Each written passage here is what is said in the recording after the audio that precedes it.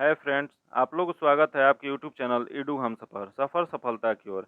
आज हम आप लोग के लिए बिहार पुलिस की जो नई बहाली आई है, उसके लिए रुक्मणी प्रकाशन के द्वारा वॉल्यूम 1 प्रैक्टिस सेट निकाला गया, जो कि प्रैक्टिस सेट का टेस्ट सीरीज जो संख्या है वो 30 सेट का बंच है, जो कि 30 सेट में से हम आपको 13 सेट का डिस्कशन करा दिए हैं। अगर नहीं देखें अभी तक तो उसके लिए अलग से हम प्लेलिस्ट बना दिए हैं, या लिंक डिस्क्रिप्शन में भी मिल जाएगा, आप वहाँ से देख सकते हैं।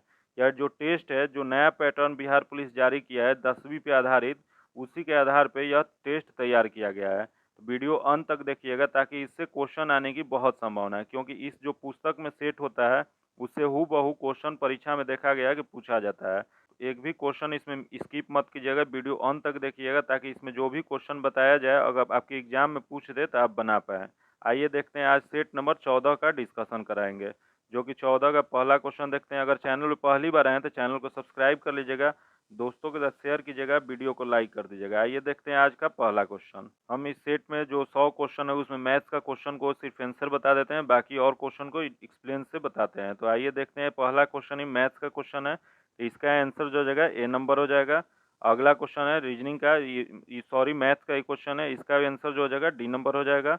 अगला क्वेश्चन देखते हैं, आवर्त सारणी की क्षैतिज पंक्तियों में डैश कहा जाता है। बताना है कि आवर्त सारणी को क्षैतिज पंक्ति जो होता है उसमें उसे क्या कहा जाता है, तो उसे कहा जाता है आवर्त। इसका जो आंसर हो जाएगा ए नंबर हो जाएगा।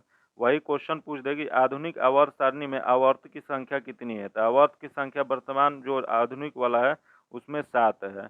और वही पूछ देगी, आवर्त सारणी में कितने वर्ग हैं, तो वर्ग की संख्या जो है वो 18 है। याद रखिएगा, क्वेश्चन पूछा हुआ है कि आधुनिक आवर्त सारणी में कितने वर्ग हैं, तो 18 वर्ग हैं। और कितनी आवर्त की संख्या है, तो ये 7 संख्या है। अगला क्वेश्चन देखते हैं, पालक और टमाटर में निम्नलिखित में से कौन सा अम्ल पाया जाता है। बताना है आपको कि पालक और टमाटर जो है इनमें से कौन सा अम्ल पाया जाता है, तो इसमें जो अम्ल पाया जाता है वो ऑक्जेलिक अम्ल है। इसका आंसर जो हो जाएगा बी नंबर हो जाएगा। यहाँ दिया गया है लैक्टिक अम्ल। लैक्टिक अम्ल किसमें पाया जाता है, तो यह दूध में पाया जाता है। यहाँ दिया है एस्कॉर्बिक अम्ल। एस्कॉर्बिक अम्ल होता है जो खट्टे फल में पाया जाता है। अगला क्वेश्चन देखते हैं, किसी रासायनिक अभिक्रिया में भाग ले सकने वाली तत्व के सबसे छोटे कण डैश कहलाते हैं। बताना है कि किसी रासायनिक अभिक्रिया में भाग लेने वाले सबसे छोटे तत्व कौन से हैं। यह सबसे जो छोटे होते हैं वो परमाणु होते हैं। इसका जो आंसर हो जाएगा डी नंबर हो जाएगा।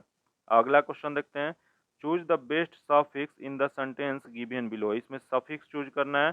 तो सफिक्स वो होता है जो किसी शब्द के बाद में लग के उस शब्द का अर्थ बदल दे, उसे सफिक्स कहते हैं। तो देख लेते हैं इसमें सफिक्स सेंटेंस क्या दिया गया है। यहाँ सेंटेंस दिया गया है, दिस इज कॉल्ड एन इरिएस्ट, और आगे डैश दिया गया, उसके बाद टेम्परेशन दिया गया। तो इसमें जो इसका जो हो जाएगा, इसमें सफिक्स जो लगेगा वो हो जाएगा बी नंबर। इसका आंसर बी नंबर हो जाएगा। अगला क्वेश्चन है, translate the following sentence into Hindi. Hindi में इसको ट्रांसलेट करना है। तो देख ले सेंटेंस क्या दिया गया, तो सेंटेंस दिया गया लेट हिम टू डू। इसका हिंदी अनुवाद जो हो जाएगा यह हो जाएगा कि उसे ऐसा करने दो। इसका जो आंसर हो जाएगा ए नंबर हो जाएगा। अगला क्वेश्चन है, फिर क्वेश्चन वही है कि सेंटेंस द इंग्लिश में, पहले हिंदी में था अब इस बार इंग्लिश में करना है। तो दिया गया है हिंदी में, पिताजी ने एक मकान बनवाया है। इसका इंग्लिश में ट्रांसलेशन करना है। तो इसका इंग्लिश में ट्रांसलेशन जो हो जाएगा, father has built a house. इसका जो आंसर हो जाएगा बी नंबर हो जाएगा। अगला क्वेश्चन है, रॉन्गली स्पेल्ड वर्ड। इसमें चूज करना है कि कौन सा रॉन्गली स्पेल्ड वर्ड है। तो इसका जो आंसर हो जाएगा सी नंबर हो जाएगा। अगला क्वेश्चन देखते हैं, एट ए स्ट्रेस्ड एडिम्स दिया गया। तो इसका एट ए स्ट्रेस का अर्थ होता है ये लगातार। तो ये इसका एडिम्स चूज करना है, तो ये हो जाएगा कॉन्टिन्यूअस। इसका जो आंसर हो जाएगा ए नंबर हो जाएगा। अगला क्वेश्चन है, भीड़ को तितर बितर करने में पुलिस द्वारा इस्तेमाल की जाने वाली अश्रु गैस क्या होती है। तो जो अश्रु गैस होती है वह क्लोरीन का होता है। इसका जो आंसर हो जाएगा ए नंबर हो जाएगा।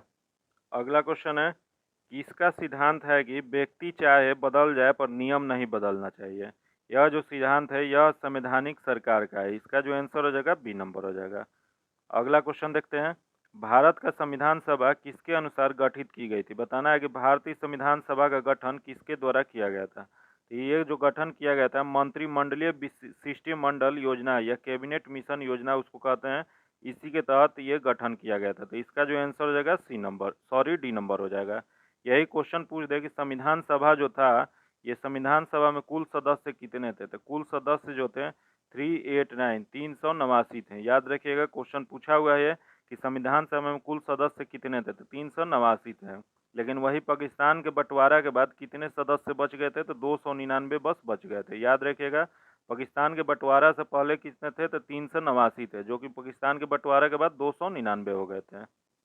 अगला क्वेश्चन है, भारत के राष्ट्रपति संसद के दोनों सदनों में प्रथम सत्र के प्रारंभ कब संबोधित करते हैं, तो ये संबोधित करते हैं, देख लेते हैं कब। तो पहला दिया गया प्रतिवर्ष, जो कि करते हैं। अगला है लोकसभा के लिए प्रत्येक आम चुनाव के बाद, ये भी सही है। तो इसका जो है सही आंसर हो जाएगा ए और 2, तो इसका आंसर ए और बी, सी नंबर आंसर हो जाएगा। अगला क्वेश्चन देखते हैं, मनुष्य की खोपड़ी में कुल कितनी अस्थियां होती हैं, बताना है कि मनुष्य की जो खोपड़ी होता है उसमें कितनी हड्डी होते हैं। तो मनुष्य की खोपड़ी में जो हड्डी होता है वो 8 होता है। इसका आंसर जो हो जाएगा ए नंबर हो जाएगा। अगला क्वेश्चन है, आड़े समय पर काम आना मुहावरे का अर्थ क्या होगा। तो आड़े समय पर काम आना का मुहावरे का अर्थ हो जाएगा मुसीबत में सहायकता होना। इसका जो आंसर हो जाएगा सी नंबर। अगला क्वेश्चन देखते हैं, ताबला कौन सा लिंग है, इसमें बताना है कि ताबला जो है वह कौन सा लिंग है। तो ताबला जो होता है पुल्लिंग शब्द होता है। इसका जो आंसर हो जाएगा बी नंबर हो जाएगा। अगला क्वेश्चन देखते हैं, क्या उनका उपकार भार तुम पर लवलेश नहीं है, यह किनकी उक्ति है। यह जो युक्ति है यह पंत जी की है। इसका जो आंसर हो जाएगा ए नंबर हो जाएगा, सुमित्रानंद पंत की यह युक्ति है। अगला क्वेश्चन है, समरोस को कामना वही भारत को करो प्रणाम उपयुक्त पंक्तियां किनकी है। तो यह पंक्तियां जो है वह दिनकर की हैं। इसका आंसर जो हो जाएगा ए नंबर हो जाएगा। अगला क्वेश्चन है, व्यर्थ में कौन सी समास है, इसमें बताना है कि व्यर्थ जो शब्द है इसमें कौन सा समास होता है।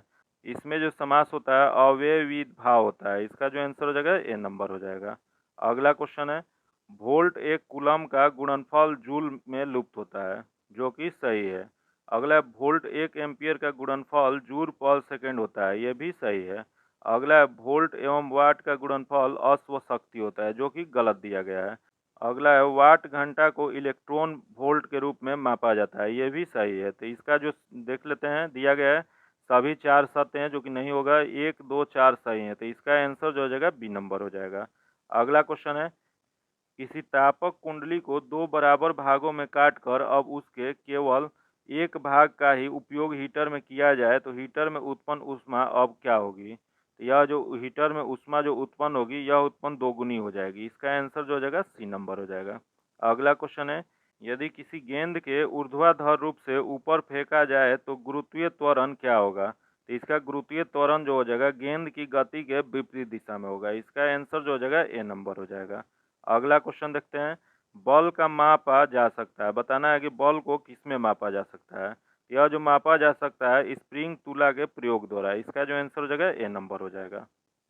अगला क्वेश्चन है, वे मेटल डिटेक्टर जिससे होकर हवाई अड्डों पर लोग गुजरते हैं वह किसके द्वारा संचालित हुआ था। यह संचालित जो है फैराडे के नियम के द्वारा होता है। इसका जो आंसर हो जाएगा सी नंबर हो जाएगा। ये माइकल फैराडे जो थे, ये माइकल फैराडे का नियम क्या था, तो इनका नियम था विद्युत चुंबकीय प्रेरणा। विद्युत चुंबकीय प्रेरणा देने वाले कौन विद्वान थे, ये माइकल फैराडे थे, इन्हीं का सिद्धांत था। तो यही सिद्धांत पे यह मेटल डिटेक्टर काम करता है। अगला क्वेश्चन देखते हैं, वायु में वायुयान एवं पक्षी के मध्य टक्कर से वायुयान की तुलना में पक्षी द्वारा अनुभव होने वाला बल क्या है। यह जो बल होता है यह बराबर की होती है। इसका जो आंसर हो जाएगा बी नंबर हो जाएगा। अगला क्वेश्चन देखते हैं, कुलिज नालिका का प्रयोग क्या उत्पन्न करने के लिए किया जाता है। तो यह किया जाता है एक्स किरण उत्पन्न करने के लिए। इसका जो आंसर हो जाएगा सी नंबर हो जाएगा। यही क्वेश्चन पूछ दे कि एक्स किरण की खोज किसने किया था। तो इसके खोज जो किए थे रोंटजन ने किए थे, याद रखिएगा। इसका आंसर जो हो जाएगा सी नंबर हो जाएगा। अगला क्वेश्चन है, केपलर ने खोज कर ज्ञात किया कि ग्रहों की परिक्रमा की कक्षाओं की आकृति कैसी होगी। यह आकृति जो होगी दीर्घवृत्तीय होगी। इसका जो आंसर हो जाएगा सी नंबर हो जाएगा। यही क्वेश्चन पूछ दे कि सर्वप्रथम सौर मंडल की खोज किसने किया था। तो ये किए थे कोपरनिकस ने। हमारे सौर मंडल में कितने ग्रह हैं, तो हमारे सौर मंडल में कुल 8 ग्रह हैं। सबसे बड़ा ग्रह कौन सा है, तो सबसे बड़ा ग्रह जो है बृहस्पति है, और सबसे छोटा ग्रह जो है वो बुध है। याद रखिएगा, क्वेश्चन ये सब बार बार पूछा जाता है। अगला क्वेश्चन देखते हैं, धारा प्रवाह का सुचालक के प्रतिरोधक से संबंध करने वाले नियम को क्या कहते हैं। तो इसे कहा जाता है जूल का नियम। इसका जो आंसर हो जाएगा सी नंबर हो जाएगा। यही क्वेश्चन पूछ दे कि कार्य का एसआई मात्रक क्या होता है। तो कार्य का एसआई मात्रक जो होता है वो जूल होता है। फिर एक क्वेश्चन पूछा हुआ है कि प्रतिरोधक का एसआई मात्रक क्या होता है। तो प्रतिरोध का एसआई मात्रक जो होता है ओम होता है। याद रखिएगा, ये बहुत कंफ्यूजन का क्वेश्चन होता है, याद रख लीजिएगा। अगला क्वेश्चन देखते हैं किसी कोयले के खदान, समुद्री तल तथा पर्वत की चोटी पर किसी वस्तु का भार क्रमशः W1, W2, W3 है तो क्या होगा? इसका जो क्रम हो जाएगा ए नंबर हो जाएगा, W1 तब W2 W3 हो जाएगा। ये इस वजह से होता है क्योंकि पृथ्वी से ऊंचाई पर जाने पर भार जो होता है घट जाता है, पृथ्वी के अंदर जाने पर भी भार क्या होता है तो घटता है।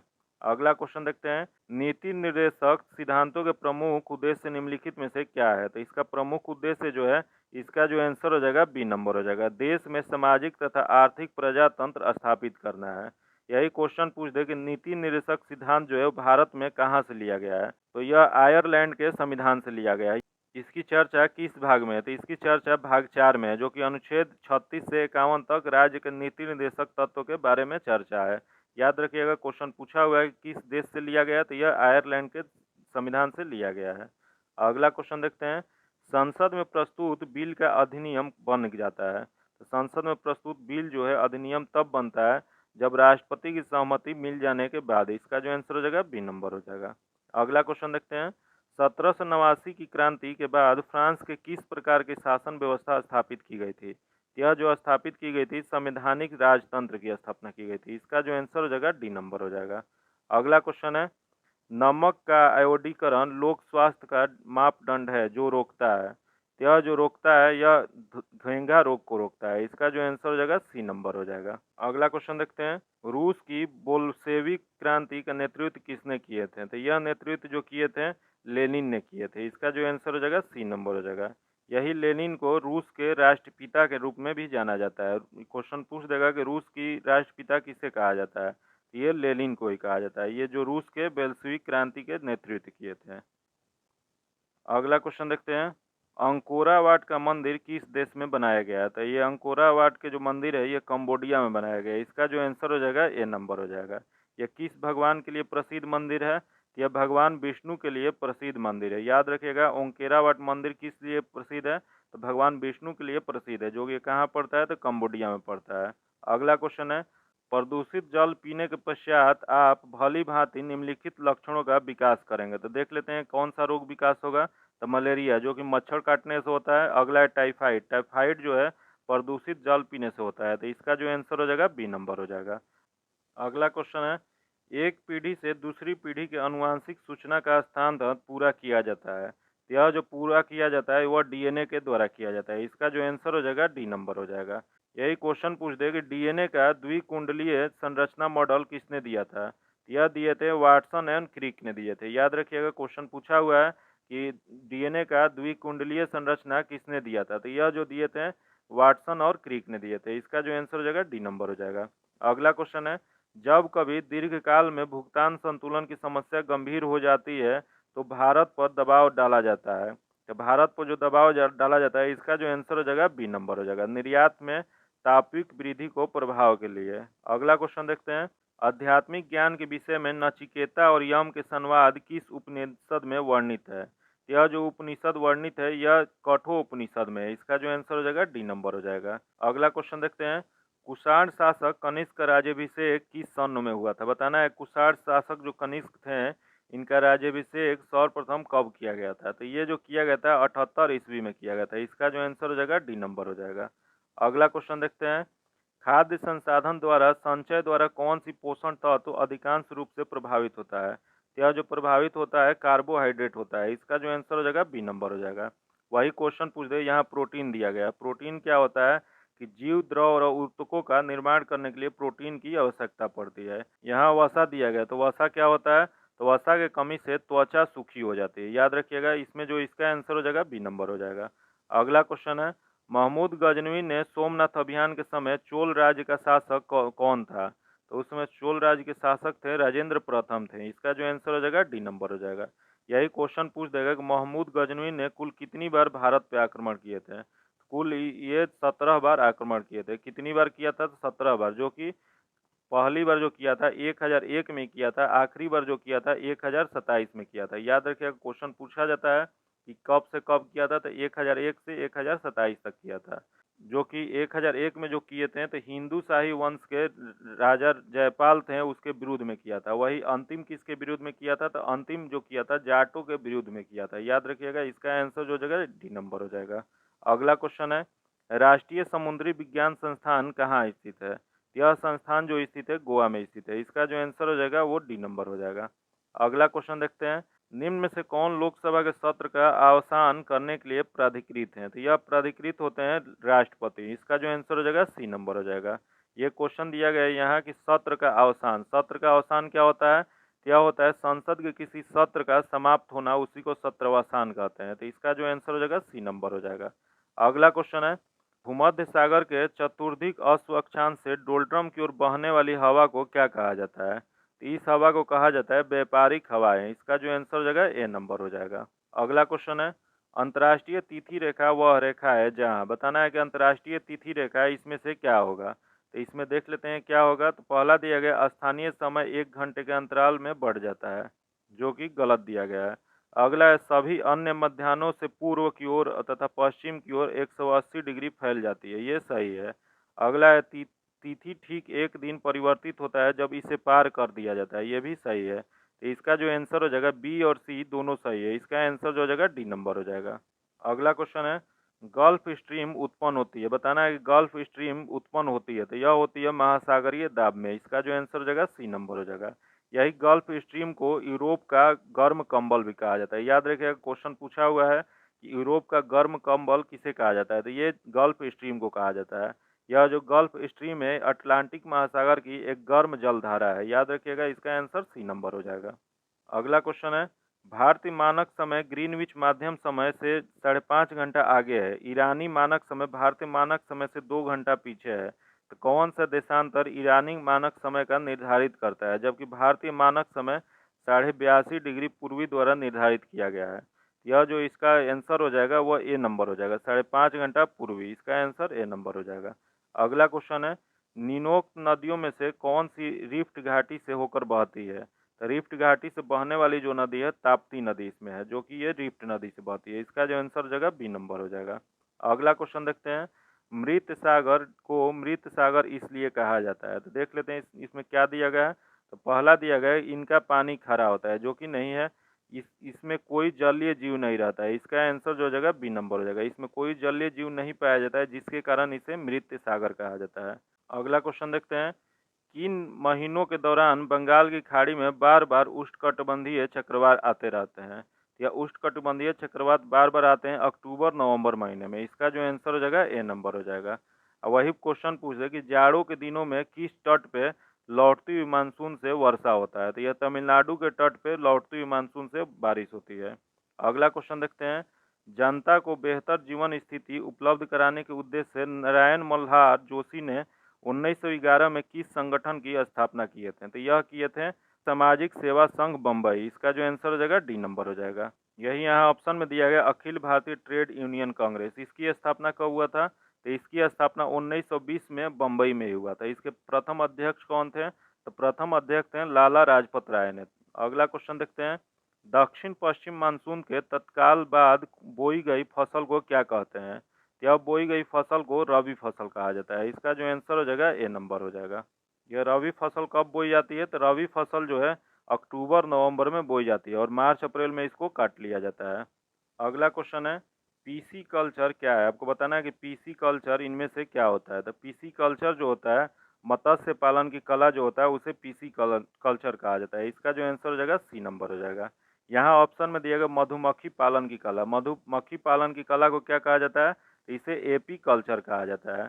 फिर यहाँ दिया गया रेशम के कीड़ों पालने की कला, ये जो कला है इसे कहा जाता है सेरीकल्चर। फिर अगला दिया गया अंगूर उत्पादन की कला। अंगूर उत्पादन या फल उत्पादन जो होता है उसे कहा जाता है पोमोलॉजी। एक बार और रिपीट कर देते हैं, याद रखिएगा क्योंकि इससे क्वेश्चन बार बार पूछा जाता है। तो मधुमक्खी पालन की कला जो होता है इसे कहते हैं एपी कल्चर। अगला है रेशम के कीड़े पालने की कला जो है इसे कहा जाता है सेरीकल्चर। अगला है मत्स्य पालन की कला। मत्स्य पालन कला को पीसी कल्चर कहा जाता है।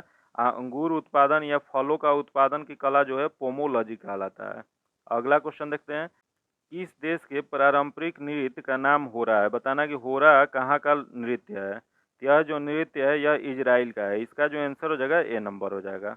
अगला क्वेश्चन देखते हैं, भारत में वन्य जीव संरक्षण अधिनियम कब लागू किया गया था? तो यह जो लागू किया गया था 1972 में किया गया था। इसका जो आंसर हो जाएगा ए नंबर हो जाएगा। अगला क्वेश्चन देखते हैं, रविन्द्रनाथ टैगोर ने जन गण मन को भारत के राष्ट्रगान के रूप में अंगीकृत किया गया। इस गान के कितने पद अंगीकृत किए गए थे? यह जो अंगीकृत किए गए थे, यह केवल पहला पद को अंगीकृत किया गया। इसका जो आंसर जगह ए नंबर हो जाएगा। यही क्वेश्चन पूछ दे कि जन गण मन को सर्वप्रथम कब गाया गया था? कि 1911 के यह कोलकाता अधिवेशन में गाया गया था। याद रखिएगा, क्वेश्चन पूछा हुआ यह है कि सर्वप्रथम जन गण मन को कब गाया गया था। तो ये 1911 में गाया गया था। कहाँ गाया गया था? यह कोलकाता के कांग्रेस अधिवेशन जो हुआ था उसमें गाया गया था। फिर यही क्वेश्चन पूछा हुआ है कि संविधान सभा ने इसे कब राष्ट्रीय गान के रूप में अंगीकृत किया था? तो ये किया था 24 जनवरी 1950 को। फिर एक बार रिपीट करते हैं, 24 जनवरी 1950 को भारत की संविधान सभा ने जन गण मन को राष्ट्रीय गान के रूप में अंगीकृत किया था। अगला क्वेश्चन है, दूरदर्शन प्रसारण में श्रव्य संकेतों का प्रेक्षण करने के लिए प्रयुक्त तकनीक है। यह प्रयुक्त तकनीक जो है आवृत्ति मॉड्यूलन है। इसका जो आंसर हो जाएगा सी नंबर हो जाएगा। अगला क्वेश्चन देखते हैं, फोटोग्राफी में अस्थायीकरण के रूप में प्रयुक्त होने वाला रसायन है। तो ये जो रसायन है सोडियम थायोसल्फेट है। इसका जो आंसर हो जाएगा सी नंबर हो जाएगा। अगला क्वेश्चन है, निम्नलिखित हार्मोनों में से किस में आयोडीन होता है? बताना है कि इसमें से किस में आयोडीन होता है। तो देख लेते हैं, पहला दिया गया इंसुलिन। इंसुलिन जो होता है यह अग्नाशय के द्वारा लैंगरहैंस की दीपिका के बीटा कोशिका द्वारा स्रावित होता है। यहाँ दिया है थायरोक्सिन। थायरोक्सिन जो होता है इसमें आयोडीन होता है। तो इसका जो आंसर हो जाएगा बी नंबर हो जाएगा। अगला क्वेश्चन है, कितने भारतीय भाषाओं को शास्त्रीय भाषा का दर्जा मिला है? बताना है कि कितने भारतीय भाषा है जिनको शास्त्रीय भाषा का दर्जा मिला है। तो यह जो भाषा है वो 6 भाषा है। इसका जो आंसर हो जाएगा ए नंबर हो जाएगा। 6 भाषा हम रिपीट कर रहे हैं, आप लोग याद रखिएगा, ये क्वेश्चन बार बार पूछा हुआ है। देखिए, सबसे पहला जो है तमिल है जो कि 2004 में, संस्कृत, फिर उसके बाद तेलुगु, उसके बाद कन्नड़, मलयालम, उड़ीसा। फिर से रिपीट करते हैं, तमिल, संस्कृत, तेलुगु, कन्नड़, मलयालम। सबसे जो पुरानी जो है भाषा 2004 में तमिल को किया गया था। सबसे नवीनतम जो है उड़ीसा है, जो कि उड़िया है, जो 2014 में किया गया था। याद रखिएगा, 6 भाषा जो है भारतीय भाषा शास्त्रीय भाषा का दर्जा दिया गया है। अगला क्वेश्चन है, निम्नलिखित में से किन को लोकसभा और राज्यसभा दोनों के निर्वाचनों में मतदान का अधिकार है? यह मतदान का अधिकार जो है राज्य विधानमंडल में निम्न सदन के निर्वाचित सदस्यों का है। इसका जो आंसर हो जाएगा सी नंबर हो जाएगा। अगला क्वेश्चन है, राज्य के खर्च पर हज की व्यवस्था करने वाले पहले भारतीय शासक कौन थे? तो सबसे पहले भारतीय जो थे फिरोज शाह तुगलक थे। इसका जो आंसर हो जाएगा ए नंबर हो जाएगा। यही क्वेश्चन पूछा हुआ है कि फिरोज शाह तुगलक ने दीवान ए खैरात और दीवान ए बंदगान की स्थापना की थी। याद रखिएगा, क्वेश्चन पूछ देता है कि दीवान ए खैरात और दीवान ए बंदगान की स्थापना किसने किया था? यह किए थे फिरोज शाह तुगलक ने। अगला क्वेश्चन देखते हैं, विकास अनुवीक्षण और मूल्यांकन कार्यक्रम जो दीर्घकालीन नीति का अनुवांशिक करता है निम्न में से किस कार्यालय के अंतर्गत आता है? यह जो आता है नीति आयोग के अंतर्गत आता है। इसका जो आंसर हो जाएगा सी नंबर हो जाएगा। यही क्वेश्चन पूछ दे कि नीति आयोग की स्थापना कब किया गया था। तो नीति आयोग की स्थापना जो किया गया था 1 जनवरी 2015 को भारत सरकार द्वारा योजना आयोग के स्थान पर नीति आयोग का गठन किया गया था। इसका आंसर सी नंबर हो जाएगा। अगला क्वेश्चन है, निम्नलिखित में से किसका वेतन संचित निधि पर भारित नहीं होता है? इसमें बताना है कि जो दिया गया है उसमें किनका जो वेतन होता है संचित निधि पर भारित नहीं होता है। तो देख लेते हैं किनका नहीं होता है। तो पहला दिया गया सर्वोच्च न्यायालय के न्यायाधीश, इनका होता है।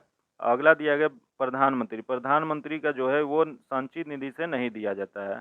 अगला दिया गया राष्ट्रपति, तो ये दिया जाता है। अगला है राज्यसभा के सभापति, इन्हें भी दिया जाता है संचित निधि से। तो ये जो संचित निधि से नहीं देने वाला है कौन है? तो प्रधानमंत्री। इसका जो आंसर हो जाएगा वो बी नंबर हो जाएंगे।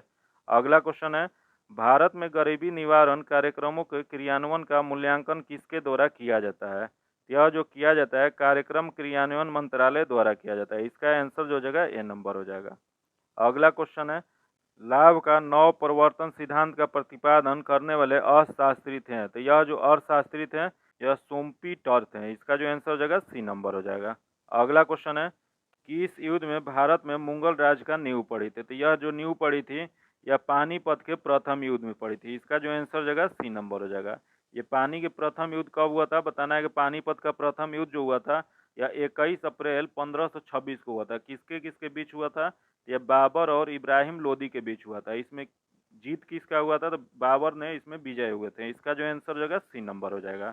अगला क्वेश्चन है, कांग्रेस का 1906 की अधिवेशन जिसमें स्वराज का लक्ष्य घोषित किया गया था कहाँ पर हुआ था? यह जो अधिवेशन हुआ था यह कोलकाता में हुआ था। इसका जो आंसर हो जाएगा बी नंबर हो जाएगा। अगला क्वेश्चन देखते हैं, राष्ट्रीय आय लेखा द्वारा किसके संपूर्ण आय और व्यय की अध्ययन होता है? यह जो अध्ययन होता है अर्थव्यवस्था में होता है। इसका जो आंसर हो जाएगा सी नंबर हो जाएगा। अगला क्वेश्चन देखते हैं। सरकारी बजटों में जीरो बेस बजट पहले डैश में प्रस्तुत किया गया था। बताना है कि सरकारी बजटों में सर्वप्रथम जीरो बेस बजट सर्वप्रथम कहाँ प्रस्तुत किया गया था? यह जो प्रस्तुत किया गया था यह यूएसए में किया गया था। इसका जो आंसर हो जाएगा ए नंबर हो जाएगा। अगला क्वेश्चन है, किस पंचवर्षीय योजना का मुख्य उद्देश्य आर्थिक आत्मनिर्भरता और स्वतः स्फूर्त अर्थव्यवस्था में पहुंचाना था? यह जो था यह तृतीय पंचवर्षीय योजना का था। इसका जो आंसर हो जाएगा सी नंबर हो जाएगा। अगला क्वेश्चन है, कर संरचना में सुधार के लिए किस कमेटी का गठन किया गया था? तो ये कमेटी जो गठन किया गया था चैलिया कमेटी का गठन किया गया था। इसका जो आंसर हो जाएगा बी नंबर हो जाएगा। अगला क्वेश्चन है, निम्नोक्त पद्धति में से किस एक का मृदा का उर्वरता फिर से स्थापित करने के लिए प्रयोग किया जाता है? ये जो दिया गया है इसमें जो प्रयोग किया जाता है परती छोड़ना, इसका प्रयोग किया जाता है। इसका जो आंसर हो जाएगा सी नंबर हो जाएगा। अगला क्वेश्चन देखते हैं, जिसके सिर पर चंद्रमा हो उसे क्या कहा जाता है? तो जिसके सिर पे चंद्रमा हो उसे चंद्रशेखर कहा जाता है। इसका जो आंसर हो जाएगा सी नंबर हो जाएगा। अगला क्वेश्चन है, यथेव में कौन संधि है? बताना है कि यथेव में कौन सी संधि है। तो यह जो संधि है वृद्धि संधि है। इसका जो आंसर हो जाएगा सी नंबर हो जाएगा। अगला क्वेश्चन है, संकीर्ण का विलोम है। बताना है आपको कि संकीर्ण का इसमें विलोम क्या होता है? तो संकीर्ण होता है पतला, तो इसका विलोम हो जाएगा, यहाँ दिया गया है विस्तीर्ण। इसका जो आंसर हो जाएगा डी नंबर हो जाएगा। अगला क्वेश्चन देखते हैं, ट्राइसेम एक कार्यक्रम है। बताना है कि ट्राइसेम कैसा कार्यक्रम है? तो ट्राइसेम जो है ग्रामीण विकास का कार्यक्रम होता है। इसका जो आंसर हो जाएगा वो सी नंबर हो जाएगा। ये ट्राइसेम है, ट्राइसेम का फुल नेम क्या होता है? तो ट्राइसेम का फुल नेम होता है trying rural youth for self employment. यह कब शुरू किया गया था? तो 1579 में ये लॉन्च किया गया था। अगला क्वेश्चन देखते हैं, ड्यूटेरियम के नाभिक में न्यूट्रॉन उपस्थित होता है। तो यह न्यूट्रॉन उपस्थित होते हैं एक। इसका जो आंसर हो जाएगा ए नंबर हो जाएगा। यही ड्यूटेरियम किसका समस्थानिक है? तो यह हाइड्रोजन का समस्थानिक होता है। हाइड्रोजन के कितने समस्थानिक होते हैं? तो हाइड्रोजन के 3 समस्थानिक होते हैं। कौन कौन? तो प्रोटेनियम, ड्यूटेरियम और ट्राइटेनियम होते हैं। याद रखिएगा, क्वेश्चन पूछा हुआ है कि हाइड्रोजन के कितने समस्थानिक होते हैं? तो 3 समस्थानिक होते हैं। कौन कौन? तो प्रोटियम, ड्यूटेरियम, ट्राइटेनियम। अगला क्वेश्चन देखते हैं, मई 2023 में पीएम नरेंद्र मोदी को किस देश में सर्वोच्च सम्मान से सम्मानित किया गया? तो देख लेते हैं कहाँ किया गया है। तो सर्वप्रथम दिया गया है ब्राजील, जो कि नहीं किया गया है। अगला है फिजी, फिजी में किया गया है। अगला है Papua New Guinea, Papua New Guinea में भी किया गया। तो इसका आंसर जो हो जाएगा बी और सी, जो किस में दिया गया तो डी में। इसका आंसर डी नंबर हो जाएगा। यहाँ फिजी देश है। फिजी के देश के प्रधानमंत्री कौन है? तो सितविनी राबुका जो है वो फिजी के प्रधानमंत्री हैं। अगला क्वेश्चन देखते हैं, आईपीएल 2023 में सर्वाधिक विकेट किसने लिया? बताना है कि सर्वाधिक विकेट लेने वाले आईपीएल 2023 में कौन बने हैं? यह जो बने हैं मोहम्मद शमी बने हैं। इसका जो आंसर हो जाएगा ए नंबर हो जाएगा। यह किस टीम से खेल रहे थे? तो ये गुजरात टाइटल्स के टीम से खेल रहे थे। अगला क्वेश्चन देखते हैं, दूध उत्पादन है एक। बताना है कि दूध उत्पादन एक क्या है? तो दूध उत्पादन जो है यह इमल्सन होता है, पायस होता है। इसका जो आंसर हो जाएगा सी नंबर हो जाएगा। अगला क्वेश्चन है, निम्न में से किसका प्रयोग सेफ्टी माचिसों में किया जाता है? बताना है कि सेफ्टी माचिसों में किसका प्रयोग किया जाता है? यह लाल फास्फोरस का प्रयोग किया जाता है। इसका जो आंसर हो जाएगा बी नंबर हो जाएगा। अगला क्वेश्चन है, 68वें राष्ट्रीय फिल्म पुरस्कार में किसे सर्वश्रेष्ठ अभिनेत्री का पुरस्कार दिया गया है? यह पुरस्कार जो है अपर्णा बाल मुरली को दिया गया है। इसका जो आंसर हो जाएगा सी नंबर हो जाएगा। अगला क्वेश्चन है, निम्न में से कौन केंद्रीय रिजर्व पुलिस बल के महानिर्देशक हैं? तो महानिर्देशक जो अभी केंद्रीय पुलिस बल के हैं वर्तमान में वो है सुजाय लाल थाउसेन। इसका जो आंसर हो जाएगा डी नंबर हो जाएगा। अगला क्वेश्चन है, पुस्तक वी आर डिस्प्लेड के लेखक कौन है? बताना है कि वी आर डिस्प्लेड के लेखक इनमें से कौन है? ये लेखक जो है मौलाना यूसुफ जाई हैं। इसका जो आंसर हो जाएगा डी नंबर हो जाएगा। ये मौलाना यूसुफ जाई जो है इन्हें 2014 में नोबेल पुरस्कार दिया गया था। अगला क्वेश्चन देखते हैं, अगर अभी तक चैनल को सब्सक्राइब नहीं किया तो सब्सक्राइब कर लीजिएगा ऐसे ही वीडियो पाने के लिए। वीडियो को लाइक कर दीजिएगा, दोस्तों के साथ शेयर कीजिएगा। आगे मैथ्स और इंग्लिश का क्वेश्चन है जिसका हम आंसर बता दे रहे हैं, आप लोग बना लीजिएगा। देखिए 88 नंबर क्वेश्चन है, इसका आंसर जो हो जाएगा वो सी नंबर हो जाएगा। अगला क्वेश्चन है 89 नंबर, इसका आंसर ए नंबर हो जाएगा। अगला क्वेश्चन है 90 नंबर, 90 का आंसर ए नंबर हो जाएगा। अगला 91, 91 का आंसर ए नंबर हो जाएगा। अगला क्वेश्चन है 92, 92 का आंसर डी नंबर हो जाएगा। अगला क्वेश्चन है 93, 93 का आंसर ए नंबर हो जाएगा। अगला क्वेश्चन है 94, 94 का आंसर जो हो जाएगा बी नंबर हो जाएगा। अगला क्वेश्चन 95, 95 का आंसर जो हो जाएगा डी नंबर हो जाएगा। अगला क्वेश्चन है 96, 96 का आंसर जो है सी नंबर हो जाएगा। अगला क्वेश्चन है 97 नंबर, इसका आंसर जो डी नंबर हो जाएगा। अगला क्वेश्चन 98 नंबर, 98 का आंसर ए नंबर हो जाएगा। अगला क्वेश्चन 99 नंबर, 99 का आंसर ए नंबर हो जाएगा। और 100 का आंसर जो हो जाएगा बी नंबर हो जाएगा। इसका पीडीएफ पाने के लिए आप मेरे टेलीग्राम चैनल और व्हाट्सएप ग्रुप से जुड़ के ले सकते हैं, जो इसका लिंक डिस्क्रिप्शन में या कमेंट बॉक्स में मिल जाएगा। अगर चैनल को सब्सक्राइब नहीं किए हैं तो सब्सक्राइब कर लीजिएगा, तभी अगले वीडियो का आपको नोटिफिकेशन मिलेगा। वीडियो को लाइक कीजिएगा, दोस्तों के साथ शेयर कीजिएगा। फिर मिलते हैं आपसे अगले वीडियो में, तब तक के लिए धन्यवाद। जय हिंद।